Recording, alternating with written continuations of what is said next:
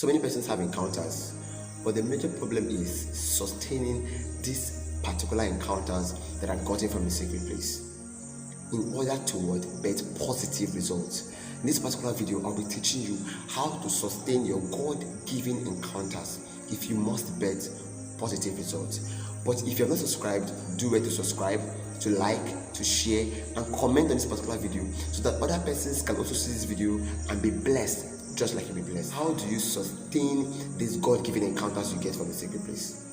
It is important you understand this particular thing, that if you must sustain your encounter, you have to build intimacy. You have to sustain intimacy. No encounters is sustained on the platter of mediocrity. If you don't build intimacy with God, the encounters you get will fizzle off with time. Your encounters will become a product of just time and will die as the time goes. But if you want to sustain these encounters, you must strengthen it on the altar of intimacy. Intimacy with God is like an oil that refuels your encounter, strengthens it, and embraces it into becoming the reality you want. So all the encounters you get from God, strengthen it on the altar of intimacy. Build intimacy with God. Expand your intimacy. On no account should you shed or reduce your abilities and communications with God as a result of the encounters you've gotten. No. Build intimacy with God, because this has a way of sustaining your encounter. How exactly do you sustain these encounters gotten from the altar of intimacy if you must bet results? Number one thing on our list is what? Obeying instructions. When God gives you an encounter, God gives you instructions to come with that particular encounter. When God encountered Moses in Mount Sinai, God gave him instructions for the children of Israel. He gave him the 10 commandments, and you could see the face of Moses shone so bright like a fire that the people of Israel could not even behold his face. At some point, Moses had to cover his face with a veil just to curtail the glory from expanding and devouring people. That is to tell you that the encounters of God, that are some encounters of God that will be so loud in your life. Sometimes God will show you things, give you encounters that will be so loud, but you have to obey instructions if you must get adequate results from these particular encounters. You must learn to obey instructions. You must learn to abide by instructions. When God gives you an encounter, God gives you instructions that should go with that particular encounter. No encounter of God comes without instructions. For Jacob, God had to change his name. It wasn't that easy for his name to be changed from Jacob to Israel.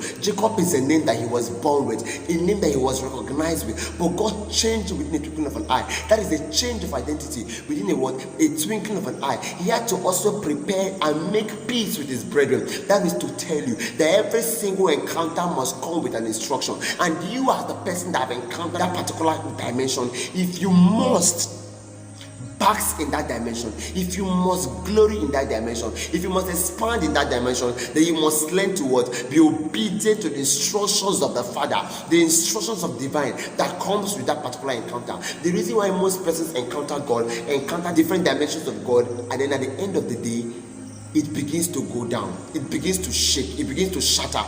Nothing makes sense, and the results are not coming forth. It's because they just encounter and they just enjoy the glory that comes with the present encounter, and then they fail to obey the instructions that God gives in line with the encounter in order to bet a long-lasting positive result. An encounter gotten from God without adequate abiding to instructions would only lead to a temporary enjoyment of a dimension of God's goodness. You must learn to abide by instructions given by God for that particular encounter. The second step on our list is what? Embracing this encounter.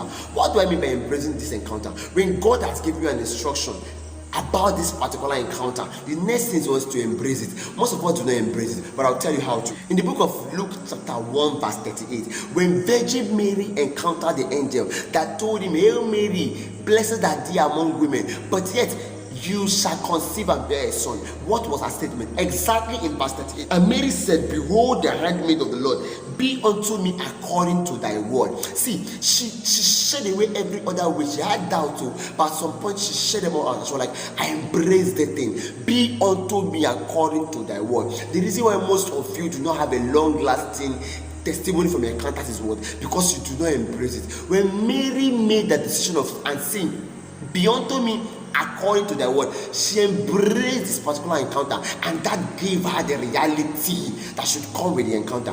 When you encounter a dimension of God, what you do is to embrace it with all full reality. Yes, because when you embrace it, when you give up yourself and be like, God, I let go of myself and I allow this encounter to take over, you're automatically taking the spiritual abilities that sponsors the long-lasting process of that encounter to begin to register and bring you the result of the long-lasting process. For instance, God has given you an encounter telling you in the next 16 years you will be here, in the next 17 years you'll be here. At this point, you don't look like what God is saying in the next 16 years. You might not look like what God is saying in the next 20 years, but you embrace it. You tell God, oh God, look at thy son, look at thy daughter, do unto me as thou please. Just like Mary says. And what happened? You tickle the dimension that comes with the encounter, and it becomes your reality. So if you want an encounter to be long lasting, the second thing you do is to embrace it. Do not shut it off. You might have doubt at the beginning, but at the end of the day, make sure that embracing it is your end result. Do not make doubt the end result, but rather let embracing that reality be your end result. Embrace it just like Mary embraced, and you will see the reality coming out in a better dimension to bet a long-lasting result. Encounters will never bring a long-lasting result if you don't embrace them. Encounters are God-given revelations of your identity, but these identities are brought into reality by you based on the decision you take as regards to these particular encounters. So yes, this is coming to you. I think of a channel like this that God is using. This is coming to you for you to have understanding to those things God is giving you, the encounters you are having in the spirituality. That is not looking like as if your encounters are different from your reality.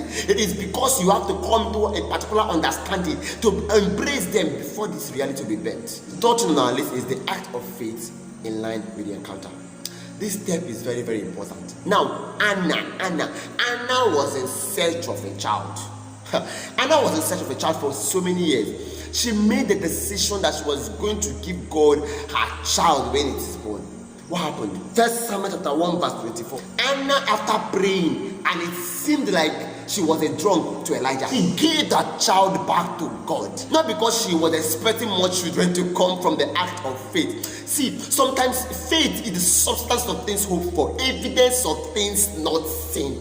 You have had an encounter with God, yes, but you must have an act of faith that this encounter will better reality. Anna has had an encounter with God that when she was praying for a child, it looked like as if Anna was a drunk. But what happened after she had that child? She gave her that child to the prophet because the faith was there. I might not have another child, but this one that God has used to take away my barrenness cannot be with me. So Anna gave her that child. She gave the child back to God. And what happened? In chapter 2, verse 21, God gave her 3 sons and 2 daughters. God gave her back. The encounter she had in chapter 1 verse 38 or above bettered a long-lasting result in the life of Anna based on an act of faith in line with that encounter. To some of you, you are looking for a child. God has given you an encounter. You have seen yourself with 3 to 4 children running around your table. Now your act of faith might even be decorating a room, might even be buying baby things, just like what God has told you. To some of you, God has told you, giving you an encounter with that spirituality about the person you are supposed to become. Your act of faith is beginning to carry yourself in line with that capacity God has deposited inside of you. To some of you, you have different encounters God has given to you in line with spirituality. Now your act of faith will be anything in line with that particular encounter that will bear the permanent result.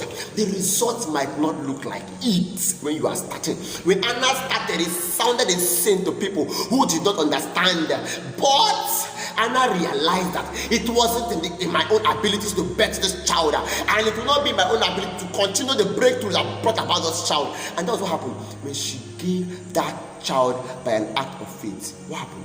She bettered more children. Encounters are sustained by your abilities and understanding towards them. Lasting results coming from the place of encounters are gotten by an act of faith.